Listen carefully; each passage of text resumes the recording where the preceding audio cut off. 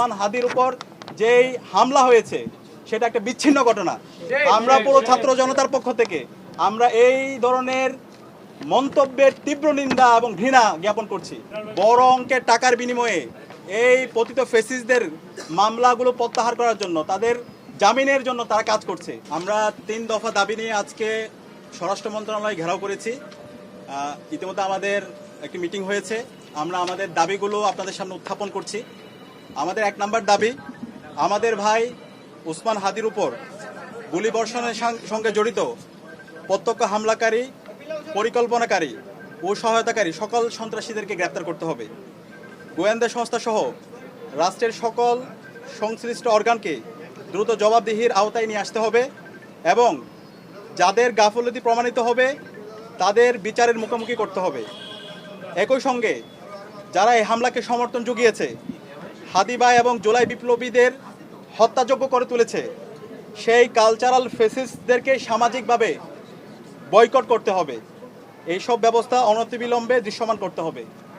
2 নম্বর দাবি, আগামী 48 ঘন্টার মধ্যে নিষিদ্ধ লীগের বিরুদ্ধে এলাকাভিত্তিক চিরুনি অভিযান শুরু করতে হবে।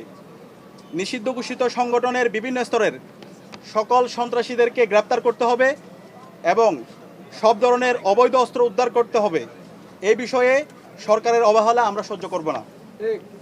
3 নম্বর দাবি, ভারতীয় আধিপত্যবাদের বিরুদ্ধে প্রথম ও অপরিহার্য পদক্ষেপ হিসেবে খুনি হাসিনাকে দেশে ফিরিয়ে এনে তার বিরুদ্ধে মানবতা বিরোধী অপরাধে প্রদত্ত রায় কার্যকর করতে হবে। গণহত্যাকারী সন্ত্রাসীদের আশ্রয় দেওয়ার প্রতিবাদে ভারতের সঙ্গে কূটনৈতিক সম্পর্ক পুনর্বিবেচনা করতে হবে। প্রধান নির্বাচন কমিশনার সে আজকে একটা মন্তব্য করেছে, যে মন্তব্যে সে বলেছে উসমান হাদির উপর যেই হামলা হয়েছে সেটা একটা বিচ্ছিন্ন ঘটনা। আমরা পুরো ছাত্র জনতার পক্ষ থেকে আমরা এই ধরনের মন্তব্যের তীব্র নিন্দা এবং ঘৃণা জ্ঞাপন করছি। আমরা দ্রুত অনুরোধ করব প্রধান নির্বাচন কমিশনারকে, আপনি দ্রুত আপনার এই বক্তব্য প্রত্যাহার করেন। বড় অঙ্কের টাকার বিনিময়ে এই পতিত ফেসিস্টদের মামলাগুলো প্রত্যাহার করার জন্য, তাদের জামিনের জন্য তারা কাজ করছে। আমরা ছাত্র সমাজের পক্ষ থেকে হুঁশিয়ার করছি, এই যারা গণহত্যাকারী এবং শিশু হত্যাকারী এবং যারা আমাদের ভাই বোনদেরকে মেরে রক্তাক্ত করেছে, এই সন্ত্রাসীদের পক্ষে যারা অবস্থান নেবে তাদেরকে আমরা সামাজিকভাবে বয়কট করব এবং তাদের তালিকা আমরা সামাজিকভাবে সবাইকে জানিয়ে দেব।